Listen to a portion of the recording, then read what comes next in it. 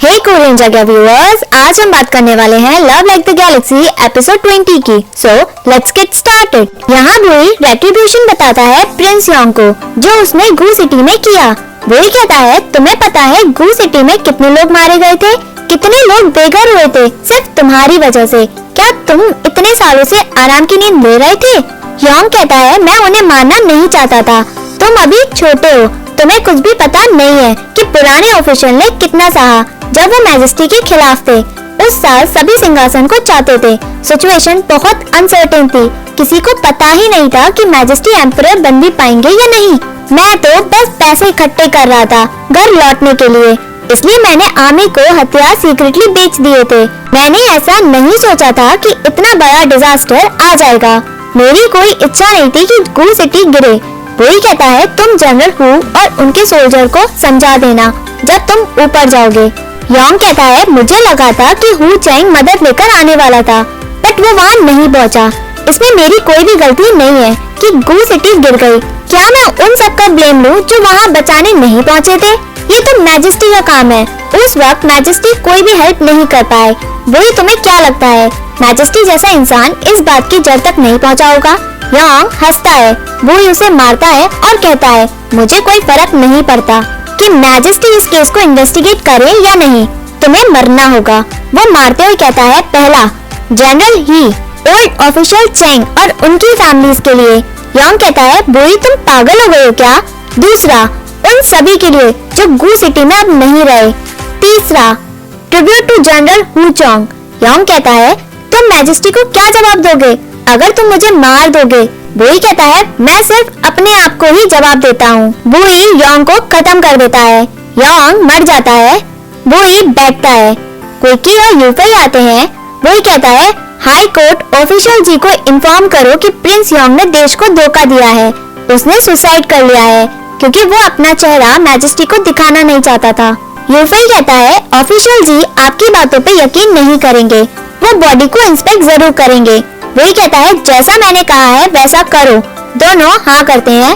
वही कहता है कि प्रिंस योंग ने मुझे कुछ याद दिलाया है कि उस साल जब गू सिटी में मदद भेजी जानी थी उसने लो क्वालिटी वेपन भेज दिए, इसलिए गू सिटी गिर गई। कोई भी वहाँ से बच नहीं सका। पॉसिबल हो सकता है कि कोई उसमें से जिंदा हो। मैं चाहता हूँ तुम उनके बारे में ढूंढो। दोनों एग्री करते हैं। बुई उठता है, वो उन दोनों से पीछा करने के लिए मना करके चला जाता है। बुई जुनुआ के पास आकर बताता है मुझे पता चल गया कि किसने वेपन को बदले थे, किससे हमारी पीठ में छुरा घोंपा था। बुई कहता है मैं उस दिन को नहीं भूलूंगा, मैं हु फैमिली के लिए रिवेंज लूंगा। मैं सब कुछ पता लगा लूंगा कि गू सिटी में हुआ क्या था। मैं सभी को मार दूंगा जो भी इसमें इन्वॉल्व होगा, कोई भी बच नहीं पाएगा। एक फ्लैशबैक आता है जिसमें गू सिटी फॉल हो चुकी थी। जुनुआ और बुई वहाँ थे। जुनुआ कहती है खून के बदले खून। बुई उठता है और कहता है आपके लग गई है, मैं बैंडेज कर देता हूँ। जुनुआ मना करती है और कहती है ली तुम्हें याद है ना, तुम्हें खून से डर लगता है, तुम बेहोश हो जाते हो। उस दिन जब तुम्हारी उंगली कट गई थी तुम 2 घंटे बेहोश हो गए थे, मैं कर लूंगी। बुई कहता है मैं अब बड़ा हो गया हूँ, मुझे बैटलफील्ड में एनिमी को मारने में डर नहीं लगता है, मैं खून देखकर क्यों डरूंगा। जुनुआ कहती है तुम्हें लड़ना नहीं चाहिए, सारे वेपन खराब हैं, तुम उन्हें हराओगे, कोई भी हमारी हेल्प करने नहीं आया, तुम लड़ने नहीं जाओगे, जो भी होगा मैं देख लूंगी, तुम्हें खून से डर लगता है, मैं खुद कर लूंगी। जुनुआ चिल्लाती है। वही उसे गले लगा के रोता है और कहता है सब कुछ ठीक है, मैंने सबको मार दिया है जिसने वेपन को खराब किए थे, जिन्हें हमारी मदद के लिए आना था मैं उन्हें ढूंढ लूंगा, मैं उनसे बदला ले लूंगा। वो ही जनरल हु चोंग की मेमोरियल को देखता है और जो भी गू सिटी में नहीं रहे वो उनकी भी मेमोरियल को देखकर उन्हें याद करता है। यहाँ बुई इंपीरियल कोर्ट में घुटनों के बल बैठा होता है। उनक काओ आता है और कहता है जनरल लिंग आप अपनी गलती मैजेस्टी के सामने एक्सेप्ट क्यों नहीं कर लेते? आप यहाँ नील करेंगे, मैजेस्टी का दिल टूट जाएगा। आप जरा मेरी सुनिए। मैजेस्टी बाहर गुस्से में आता है और कहता है मैंने तुम्हें लाड़ प्यार में बिगाड़ रखा है, तुमने क्रिमिनल को पहले ही मार दिया, उसका गुनाह प्रूव भी नहीं हुआ था और वो कोर्ट में भी नहीं पहुँचा था। ये तो एम्परर को धोखा दिया तुमने, ये तो सबसे बड़ा क्राइम है। अब बताओ मुझे मैं इसे कैसे सॉल्व करूँ? ओनक काओ कहता है जनरल लिंग यहाँ 6 घंटे से नील करके बैठे हुए हैं, उनके पुराने जख्म भी हैं। मैजेस्टी कहता है तो क्या, अंदर आओ। उनकाओ बुई को अंदर जाने को कहता है। वो उसे उठाने की कोशिश करता है। बुई उठता नहीं है। मैजेस्टी कहता है अभी भी तुम जिद पे अड़े हो? अच्छा। मैजेस्टी कूदता है और कहता है तुम टफ हो ना, तुम टफ मैन हो। हाँ मैं तुम्हें बताता हूँ। वो उसे लात मारता है। बुई उठकर दोबारा घुटनों के बल बैठ जाता है। मैजेस्टी दोबारा लात मारता है। बुई दोबारा उसी पोजीशन में बैठ जाता है। मैजेस्टी गुस्से में कहता है इन सब का क्या मतलब है? तुम्हें लगा कि मैं तुम्हें तीसरी बार मारूं? तुम इसी का वेट कर रहे हो क्या? बुई मैजेस्टी से कहता है कि मैं आज जो कुछ भी हूँ आपका सब कुछ दिया है, मैं लात अवॉइड करने की हिम्मत नहीं करता। मैजेस्टी और गुस्से में कहता है तुमने प्रिंस यॉन्ग को अकेले में इंटेरोगेट किया और बिना पूछे ही उसे मार भी दिया। तुम मेरी या हाई कोर्ट की रिस्पेक्ट करते हो भी या नहीं? तुम्हें कोई डर नहीं लगता क्या? वही कहता है प्रिंस यॉन्ग और उसका बेटा दोनों के हाथ खून से रंगे हैं। उन्होंने जनरल ही और उनकी फैमिली को भी लड़ाई में मार दिया था। उन्हें मारना गलत था क्या? मैजेस्टी कहता है तुम्हें उसे मारने की कोई भी जरूरत नहीं थी। इंपीरियल डिक्री काफी था उसे मारने के लिए। तुम्हें अपने हाथ गंदे करने की कोई भी जरूरत नहीं थी। वही कहता है मैंने पता लगाया प्रिंस यॉन्ग और उसका बेटा एक सीरियस केस में भी इन्वॉल्व थे। वो मरने लायक थे। मैजेस्टी कहता है तुम्हें उन्हें मारना नहीं चाहिए था। वही कहता है मैंने उन लोगों को जस्टिस दिया है जिनकी वजह से वो लोग मरे थे।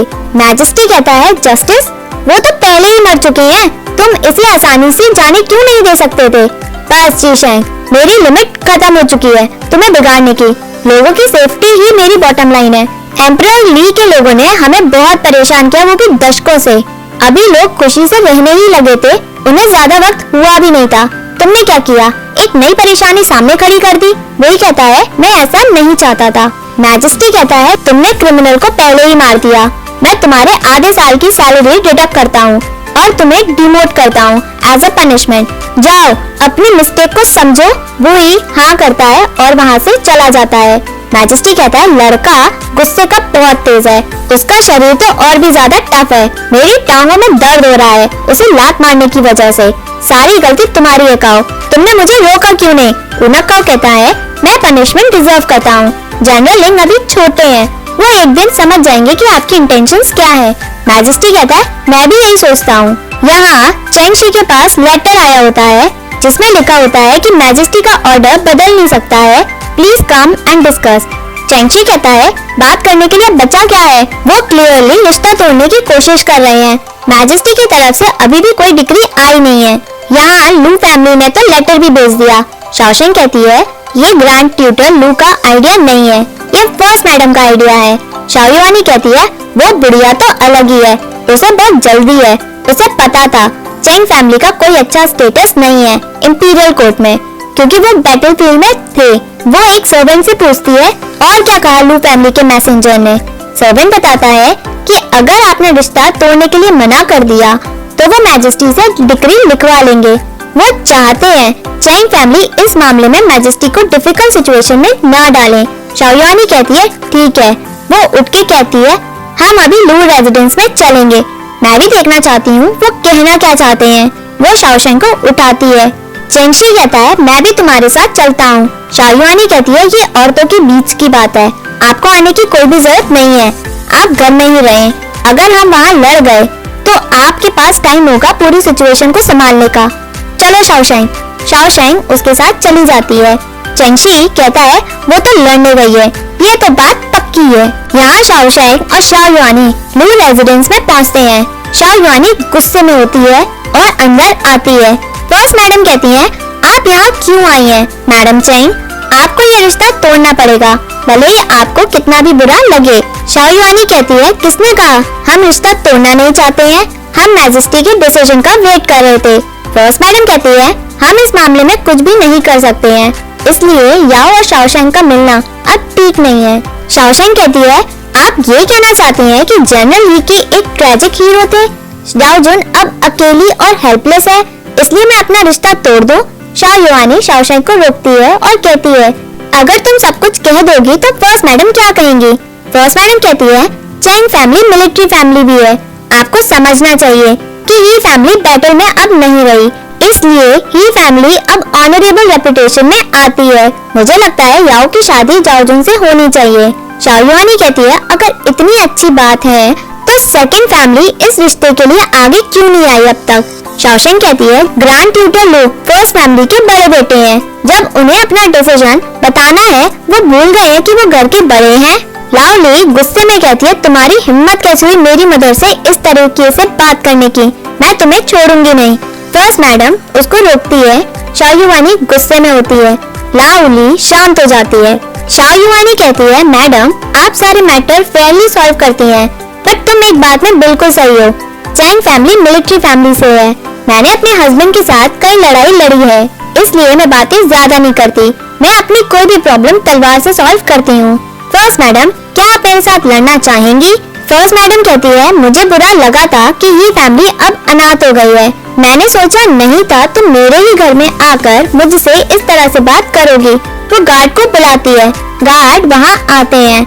शाओशेंग कहती है फर्स्ट आंट सॉरी फील कर रही है ये फैमिली के लिए कि वो अनाथ हो गई है, तो वो अब कहने का क्या मतलब। सभी जानते हैं वो काइंड और अपराइट हैं।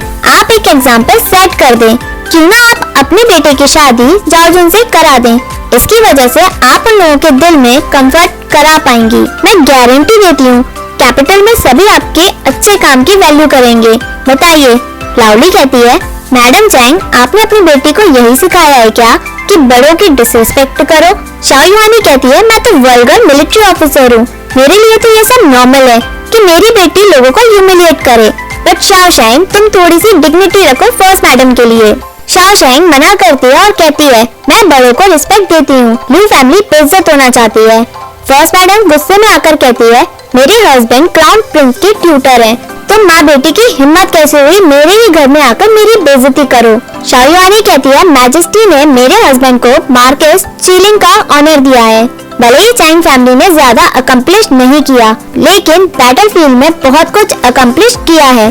भले ही चैंग फैमिली नोबल फैमिली जैसी ना हो, बट हम टॉलरेट नहीं करेंगे कि कोई भी हमें गलत ट्रीट करे। तुम्ही ने शादी का प्रपोजल दिया था, हमें पसंद नहीं था, फिर भी हमने उसे एक्सेप्ट किया। अगर अब तुम्हें ये रिश्ता तोड़ना है तो ग्रैंड ट्यूटर लू खुद हमसे माफी मांगे। तुम इस मैटर में बात करने लायक हो ही नहीं। तुम्ही ने कहा था मेरा बिहेवियर बहुत गलत है, बट अब मुझे लगता है तुम मुझसे ज्यादा बेकार हो। लाओली सर्वेंट से कहती है इन्हें धक्के मार के घर के बाहर निकालो। लू फैमिली चैंग फैमिली को घर में कभी भी घुसने नहीं देगी। फर्स्ट मैडम चिल्लाती है और चीखती है इन्हें धक्के मार के घर से बाहर निकालो। तभी सेकंड फैमिली आती है। तभी शाओयुआनी फर्स्ट मैडम को कर्रा चाटा मारती है। फर्स्ट मैडम गिर जाती है। बाहर से सब लोग देखकर हैरान हो जाते हैं। शाओयुआनी कहती है पहले मैं तुम्हें रिस्पेक्ट देती थी शादी की वजह से, जब शादी ही टूट गई तो ये चाटा दोनों फैमिली के बीच का रिलेशन एंड करता है। आज के बाद चैंग फैमिली यहाँ कदम भी नहीं रखेगी। लाओली कहती है तुम्हारी हिम्मत कैसे हुई मेरी मदर को मारने की, मैं तुम्हें छोड़ूंगी नहीं। तभी शाओशेंग लाओली को कर्रा चाटा मारती है। लाओली भी नीचे गिरती है। माँ बेटी दोनों रोते हैं। शाओशेंग कहती है तुम मेरी माँ से इस तरह से बात नहीं कर सकती, इसलिए मैं तुम्हें हैंडल करती हूँ। दोनों वहाँ खड़ी होती है एटीट्यूड में। फर्स्ट मैडम कहती है ये दोनों तो पागल हो गई हैं। इन दोनों की हिम्मत कैसे हुई हमें मारने की, वो भी हमारे ही घर में। मैं इनकी कंप्लेंट करूंगी, फिर देखती हूँ कि मैजेस्टी तुम्हें कैसे पनिश करेंगे। शाओयुआनी और शाओशेंग एटीट्यूड में खड़ी होती हैं। शाओयुआनी कहती है मुझे फर्क नहीं पड़ता, तुम मेरी कहीं भी कंप्लेंट करो। ये कहकर वो दोनों जाती हैं। सेकंड मैडम उन्हें रोकती हैं और कहती हैं आप शांत हो जाएं। शाओशेंग लाओ से उसके पैर के बारे में पूछती है क्यों इन दोनों ने कहीं तुम्हें मारा तो नहीं है। सेकंड मैडम मना करती है और कहती है कुछ दिन पहले याओ तुमसे मिलने के लिए दीवार पे चढ़कर भाग रहा था, वो केयरफुल नहीं था इसलिए वो गिर गया। शाओशेंग युआनशेन को देखती है और पूछती है तुम यहाँ क्या कर रहे हो। युआनशेन कहता है मैं यहाँ अपने दोस्त से मिलने आया हूँ। जब मैंने सुना लू याओ की चोट लगी है तो मैं उससे मिलने आ गया। शाओशेंग कहती है जहाँ भी प्रॉब्लम होती है तुम वहाँ हमेशा अवेलेबल होते हो। युआनशेन कहता है तुम इतना हार्शली से बात मत करो, मुझे पता है तुम बहुत अपसेट हो। सेकंड मैडम शाओशेंग को सॉरी बोलती है और कहती है मैंने बहुत सोचा हम मैजेस्टी की बातों को नेग्लेक्ट नहीं कर सकते, क्यों ना तुम और जाओजुन दोनों ही याओ से शादी कर लो, इस तरीके से तुम दोनों को इक्वल स्टेटस मिलेगा। वो याओ से पूछती है इसके बारे में तुम्हें इस बारे में क्या लगता है, नहीं तो तुम्हारे अंकल हमें छोड़ेंगे नहीं। ऐसी सिचुएशन में अब हम क्या करें, तुम्हें शाओशेंग से शादी करनी है, कोई बात नहीं, तुम जाओजुन को रिस्पेक्ट दे देना। शाओ युआनी कहती है चैंग फैमिली में कभी भी सेकंड वाइफ नहीं रही। सेकंड मैडम कहती है हम दोनों को बराबर स्टेटस देंगे, सेकंड वाइफ का नहीं, दोनों को इक्वली ट्रीट करेंगे। शाओ युआनी कहती है शाओशेंग तुमने सब कुछ सुना ना, क्या तुम एग्री करती हो? शाओशेंग याओ को देख के पूछती है तुम्हें क्या लगता है याओ? इससे पहले याओ कुछ कहता, शाओ युआनी वहाँ से गुस्से में चली जाती है। याओ कहता है मैं दो वाइफ नहीं चाहता, मैं जाओजुन से शादी नहीं करूँगा। शाओशेंग पूछती है क्या तुम ये रिश्ता तोड़ना चाहते हो? याओ मना करता है। शाओशेंग ओके करती है और मुड़ती है। वो पर्स मैडम और लाओली को देखती है। शाओशेंग बाहर आती है और शाओ युआनी को ढूंढती है। युआनशेन आता है और कहता है मैं तुम्हें घर छोड़ दूंगा, मेरी कैरेज में चलो। शाओशेंग मना करती है और कहती है मेरे पास मेरी कैरेज है। युआनशेन कहता है तुम्हारी मदर यहाँ से गुस्से में चली गई है, तुम्हें क्या लगता है वो तुम्हारा वेट करेंगी? वैसे भी तुम जानना नहीं चाहती क्यों ही फैमिली ने लू याओ की शादी जाओजुन से कराने की सोची। शाओशेंग युआनशेन की कैरेज में होती है। वो कहती है तुमने तो मुझे ये सिखाया था कि मैन और वुमेन एक साथ नहीं बैठ सकते, बट अब तुम मुझे अपनी कैरेज में लेकर जा रहे हो, तुम भूल गए हो जो तुमने सिखाया था। युआनशेन कहता है हाँ मैं तो भूल ही गया था कि तुम एक लड़की हो।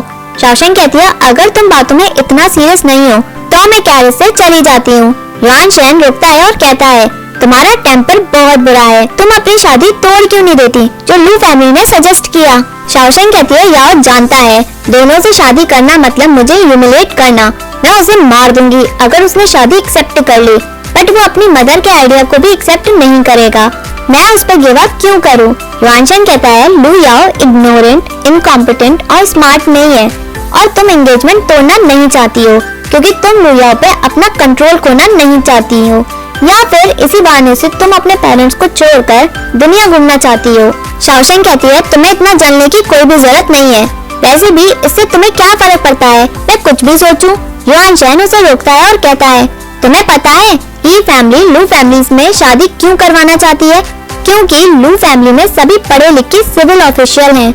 याओ से शादी की वजह से ही फैमिली की इनहेरिटेंस को वो रख पाएंगे। शाओशेंग कहती है ही फैमिली के सोल्जर। युआनशेन कहता है उनके सोल्जर ही नहीं, उनकी प्रॉपर्टी, हाउसेस और अब ही फैमिली अनाथ है। जाओजुन ही अकेली सिस्टर है जो अपने छोटे भाई का ख्याल रख रही है, वो भाई जब बड़ा होगा सब कुछ उसे वापस मिल जाएगा। ये लगता तो बहुत सिंपल है बट हो कुछ भी सकता है जब मास्टर ही का बेटा बड़ा होगा, इसलिए जाओजुन के लिए लू याओ बेस्ट ऑप्शन है। शाओशेंग कहती है जाओजुन को लू याओ पसंद नहीं करता है, वैसे भी मुझे यकीन है और भी लोग हो सकते हैं जो ही फैमिली की लॉयल्टी को ट्रस्ट करके जाओजुन से शादी करें। युआनशेन कहता है ही फैमिली की सब लोग तारीफ कर रहे हैं, जाओजुन एक हैंडसम दहेज की तरह है, बट ही फैमिली को श्योर था कि लोग उनकी वेल्थ के लिए आएंगे, जिन लोगों को उनकी वेल्थ में इंटरेस्ट नहीं है वो आगे बढ़कर नहीं आएंगे। शाओशेंग कहती है क्यों ना तुम जाओजुन से शादी कर लो, तुम ऑनेस्ट हो, मुझे श्योरिटी है कि आप उनके सोल्जर्स को नहीं लेंगे, आप टैलेंटेड, नॉलेजेबल और याओ से ज्यादा हैंडसम है, अगर आप जाओजुन को प्रपोज करेंगे तो वो मना नहीं करेगी। युआनशेन कहता है क्या मना नहीं करेगी? जाओजुन जैसी लड़की से शादी के लिए मैं उसे लाइटली ट्रीट नहीं कर सकता और ना ही उसे नेग्लेक्ट कर सकता हूँ, मुझे बहुत कुछ सैक्रिफाइस करना पड़ेगा ही फैमिली को दोबारा बनाने के लिए। तुम कुछ ज्यादा ही मेरे बारे में सोच रही हो, वैसे भी बहुत लेट हो गया है, तुम यहाँ से जा सकती हो। युआनशेन कैरेज को रुकवाता है और कहता है अब तुम जा सकती हो। शाओशेंग बाहर निकलती है। यांगफेंग पूछती है तुम बाहर क्यों आ रही हो? शाओशेंग गुस्से में होती है और कैरेज से उतरती है। युआनशेन वहाँ से चला जाता है। यांगफेंग कहती है यहाँ तो बूंदाबांदी हो रही है, अभी कोई कैरेज नहीं दिख रही है, क्यों ना हम लू फैमिली का कैरेज ले लें?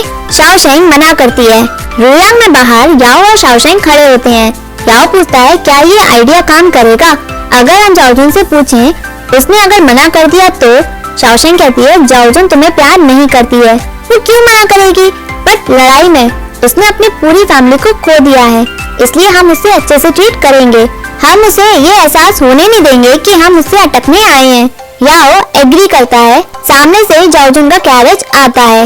याओ कहता है जाओजुन इस वक्त बहुत टूटी होगी, क्यों ना हम उससे किसी और दिन बात करें? शाओशेंग कहती है क्या तब तक तुम्हारे अंकल वेट करेंगे? क्या मैजेस्टी वेट करेंगे? याओ कहता है क्यों ना तुम ही बात कर लो। शाओशेंग कहती है ये तुम दोनों के बीच की बात है, मैं होती कौन हूँ जो उसे मनाऊं? याओ मानता है। कैरेज रुकता है। जाओजुन अंदर से देखती है और कहती है तो तुम हो। याओ कहता है हम तुम्हें रिसीव करने आए हैं। जाओजुन कहती है मुझे लेने आए हो क्यों? शाओशेंग कहती है हमें तुमसे कुछ कहना है। जाओजुन कहती है मुझे कुछ इम्पोर्टेंट मैटर देखना है। अगर शाओशेंग को कुछ कहना है तो तुम मेरे साथ चल सकती हो। याओ कहता है शाओशेंग तुम्हें अच्छे से जानती नहीं है, तुम मेरे पास आओ अगर तुम्हें कोई प्रॉब्लम है तो। जाओजुन कहती है तुम चिंता मत करो, मैं शाओशेंग को नुकसान नहीं पहुंचाऊंगी। अगर तुम्हें बिलीव नहीं है तो मैं अपने फादर की कसम खाती हूँ। शाओशेंग तुम में बहुत गट्स है, तुम मेरे होने वाले फ्यूचर हस्बैंड को मुझसे छीन रही हो, बट तुम में करेज नहीं है इस कैरेज में मेरे साथ बैठने के लिए। शाओशेंग कहती है मुझे प्रोवोक करने की कोई भी कोशिश मत करो, मैं तो सिर्फ तुमसे बात करने आई हूँ। याओ तुम्हारे चोट लगी है, मैं इसके साथ चली जाती हूँ। याओ कहता है अगर तुम्हें कुछ गलत लगे तो भागकर घर चली जाना। जाओजुन कहती है याओ को तुम्हारी चिंता है, हमारा 10 साल का रिलेशन तुम्हारे कुछ महीनों का रिलेशन तोड़ नहीं पाया, बट याओ मेरे साथ से ज्यादा तुम्हारे साथ से ज्यादा अच्छा करेगा। तुम मैच्योर हो गए हो, अब हमें चलना चाहिए। कैरेज हाई कोर्ट में पहुंचता है। जाओजुन और शाओशेंग दोनों उतरती हैं। गार्ड बताते हैं सब कुछ तैयारी हो चुकी है। जाओजुन कहती है ले चलो मुझे अंदर। शाओशेंग पूछती है तुम मुझे यहाँ क्यों लाई हो? जाओजुन कहती है अंदर एक इम्पोर्टेंट मैटर है जिससे मैंने तुम्हें बताया था। क्यों डर लग रहा है क्या अब तुम्हें? वो ये कहकर अंदर चली जाती है। शाओशेंग भी अंदर जाती है। जाओजुन अंदर आती है। यहाँ प्रिंस शाओ को पकड़ रखा होता है। वो जोर जोर से हंसता है और कहता है बीवी तुम मुझे यहाँ सी ऑफ करने आई हो क्या? जाओजुन कहती है मुझे वो कहने की जरूरत नहीं है, मैं तुम्हारी जिंदगी लेने आई हूँ, अपने फैमिली को ऑनर दिलाने आई हूँ। प्रिंस शाओ कहता है मैं जानता हूँ मैंने तुम्हारे साथ बहुत गलत किया है, बट हमारे बीच का प्यार एज अ मैरिड कपल, तुम बची हुई शाओ फैमिली को अच्छे से ट्रीट करना। जाओजुन कहती है प्यार? कौन सा प्यार, कैसा प्यार? जब तुमने मेरी फैमिली को खत्म किया या तुमने मेरे फादर को चैलेंज किया लड़ने के लिए? कौन सा प्यार जब तुमने मेरे पूरे खानदान को ही खत्म कर दिया, मेरी प्रेग्नेंट भाभी को मार दिया, या मेरी मेट को तुमने दर्दनाक मौत दी थी? मैजेस्टी अच्छे थे, वो तुम्हें बहुत कुछ देना चाहते थे क्योंकि कैपिटल बनाने में शाओ फैमिली ने बहुत हेल्प की थी, बट मैं तुम्हारा सिर्फ घर से अलग करना चाहती हूँ। आज के बाद शाओ फैमिली देशद्रोह होगी, लोग उनकी पीढ़ियों को बुरा और उन पे थूकेंगे। शाओ गुस्से में चिल्लाते हुए कहता है क्या कह रही हो तुम? हमने कैपिटल में बहुत कंट्रीब्यूट किया है, शाओ फैमिली की वजह से हम इस लैंड को जीते हैं, चाहे कुछ भी हो। मैजेस्टी को यह फेवर याद रखना चाहिए था। तुम मेरा सर काटना चाहती हो ना? तुम शाओ फैमिली को ऑफिशियली देशद्रोह कहलाना चाहती हो? तुम पागल औरत। जाओजुन शाओ को चाटा मारती है और कहती है मैं जल्दबाजी में कैपिटल सिर्फ तुम्हें मरता हुआ देखने के लिए आई हूँ। टाइम हो गया है, अब तुम्हें मरना होगा। शाओ कहता है मरने के बाद मैं तुम्हें भूत बनकर टॉर्चर करूंगा। जाओजुन गुस्से में कहती है कर ले, जब तुम भूत बन जाओगे ना मेरे ब्रदर और फादर तुम्हें दोबारा मार डालेंगे, फिर देखते हैं टॉर्चर कौन होता है। शाओशेंग दूर से कहती है जाओजुन वो शाओ को मारने वाले हैं, क्या हम चले? जाओजुन कहती है मैजेस्टी ने मुझे परमिशन दी है इसे अपने हाथों से खत्म करने की। शाओ चिल्लाता है। जाओजुन उसे मारने के लिए ऊपर चढ़ती है और तलवार को हाथ में लेती है और कहती है मैं तुम्हारी जिंदगी अपने हाथों से ले लूंगी। वो उसे मार देती है। शाओशेंग मुड़ती है और बुई को हक कर लेती है। बुई उसे पकड़ लेता है। शाओ मर चुका होता है। जाओजुन के फेस पे खून लगा होता है। बुई शाओशेंग को कहता है डरो नहीं, मैं हूँ तुम्हारे साथ। शाओशेंग उसे देखती है, बुई भी उसे देखता है, दोनों एक दूसरे को देखते हैं। एपिसोड यही एंड होता है। Hey viewers, if you like this video, please like, share and subscribe this channel. Thank you.